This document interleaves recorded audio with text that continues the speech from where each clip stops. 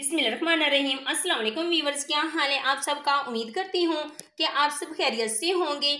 मैं हूँ बुशरा और आप देख रहे हैं अपना YouTube channel Bushra food recipe. आज हम आलू की टिक्की की रेसिपी लेके आए हैं। झटपट हम 5 मिनट में आलू की टिक्की बनाएंगे, बहुत ही क्रिस्पी और शान। बिस्मिल्लाहिर्रहमानिर्रहीम।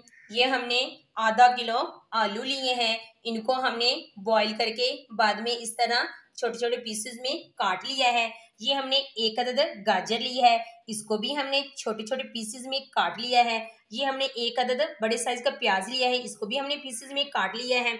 ये हमने सब्ज धनिया ली है। ये हमने कॉर्नफ्लोर लिए है, 3 टीस्पून हमने कॉर्नफ्लोर लिया है। ये हमने 3-4 सब्ज मिर्चें ली हैं। ये हमने कुटा हुआ जीरा लिया है 1/4 टीस्पून। 1 टीस्पून हमने खुश्क धनिया का पाउडर लिया है और 1 टीस्पून हमने भर के कुटी हुई लाल मिर्च ली है। ये हमने 1 टीस्पून नमक लिया। हमने आलूओं को इस तरह कद्दूकस कर लिया है। अब हम इसमें एक प्याज ऐड करेंगे। ये हमने ब्रिक ब्रिक चॉप कर लिया है। अब हम इसमें एक कटी हुई गाजर ऐड करेंगे। अब हम इसमें ये सब्ज मिर्ची ऐड करेंगे। अब हम इसमें धनिया ऐड करेंगे। ये कॉर्नफ्लोर ऐड करेंगे। इससे टिक्कियाँ, आलू की टिक्कियाँ टूटती नहीं हैं, ये अंदर से बैंडेज हो जाती हैं। अब हम इसमें ये कुटी हुई लाल मिर्च ऐड करेंगे। लाल मिर्च पाउडर बिल्कुल भी नहीं ऐड करना, कि इससे सब्जियों का कलर नहीं नजर आएगा। अब हम इसमें 1 टीस्पून नमक ऐड करेंगे। 1 टीस्पून हम इसमें खुश्क धनिया का पाउडर ऐड करेंगे और 1/4 टीस्पून हम इसमें जीरा पाउडर ऐड करेंगे। अब हम इसको हाथों की मदद से मिक्स कर लेंगे। ऐसे हम इसको अच्छी तरह से मिक्स कर लेंगे। हल्दी भी इसमें नहीं ऐड करनी, क्योंकि हल्दी से सब्जियों का कलर बिल्कुल भी नज़र नहीं आएगा और ना ही इसमें लाल मिर्च का पाउडर ऐड करना है। ये हमने अच्छी तरह से मिक्स कर लिया है।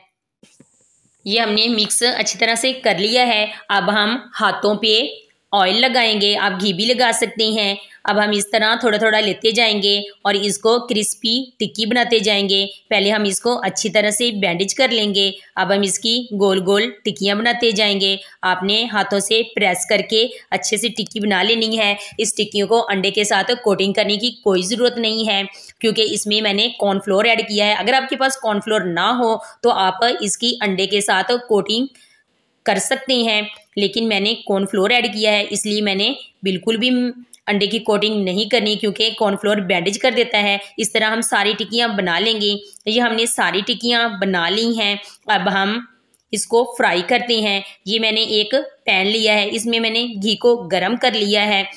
अब हम इसमें ये सारी टिक्कियाँ ऐड करते जाएंगे। माशाल्लाह सुभानअल्लाह, बहुत ही शानदार टिक्कियाँ तैयार हो रही हैं। ये बिल्कुल घी में फैलेंगी नहीं, ये इस तरह बैंडेज रहेंगी। अब हम इसकी एक साइड को डन कर लेंगे और फिर दूसरी साइड को पकाएंगे।